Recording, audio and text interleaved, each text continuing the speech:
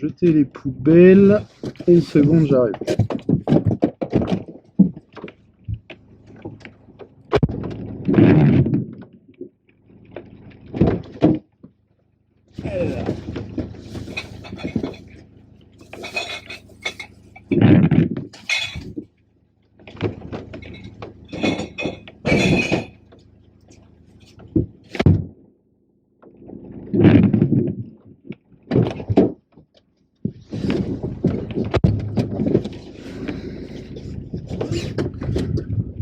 Voilà.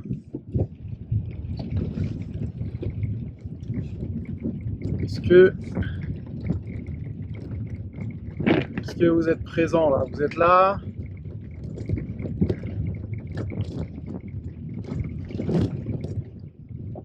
Il faut se regarder, s'observer. Vous êtes là, vous êtes chaud là?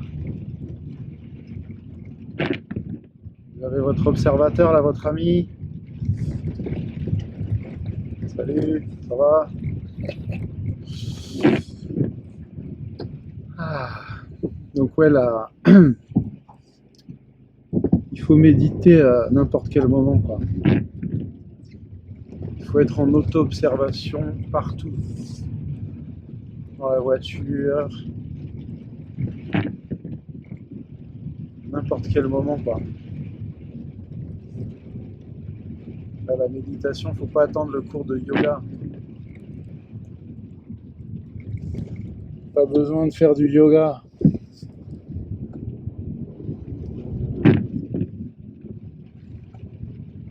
D'ailleurs en voiture, on a tendance à rapidement retomber dans l'ego, à se déconnecter. Il fallait que je fasse attention là. Il y a une voiture qui arrivait. Ah, ça se casse la gueule. Ah, il y a intérêt à être présent là, s'il y a le portable qui se casse la gueule. Donc voilà, juste pour rappeler quoi que s'observer, c'est vraiment un truc à n'importe quel moment quoi. Donc, je fais exprès de faire une vidéo comme ça dans une voiture pour montrer non, que c'est à n'importe quel moment. Bien qu'en voiture, il faut faire attention. Parce que là, vous voyez, je suis obligé aussi d'observer beaucoup ce qu'il y a dehors, non, les voitures qui arrivent. Il faut faire gaffe aussi au début, quand on n'est pas habitué. Il ne faut pas trop se regarder en voiture parce que enfin, faut pas oublier que le plus important, c'est aussi de regarder dehors. Hein, quand on conduit, je dirais même que c'est plus important de regarder dehors que de se regarder. Donc voilà, petit message d'attention quand vous méditez en bagnole, faites gaffe, d'accord, parce que sinon là, vous risquez d'avoir un accident, et là c'est plus la méditation là c'est le retour au réel. Et le retour au réel, c'est quand on a un accident et là on est touché corporellement, donc retour de la douleur corporelle, et là ça devient plus dur, comme j'ai déjà dit la dernière fois. Il y a 3 niveaux de conscience, non, le niveau de conscience mentale, émotionnelle, corporelle. Donc quand on est dans le corps, dans la douleur, on peut avoir du mal à se reconnecter, à se déconnecter justement, et à s'auto-observer.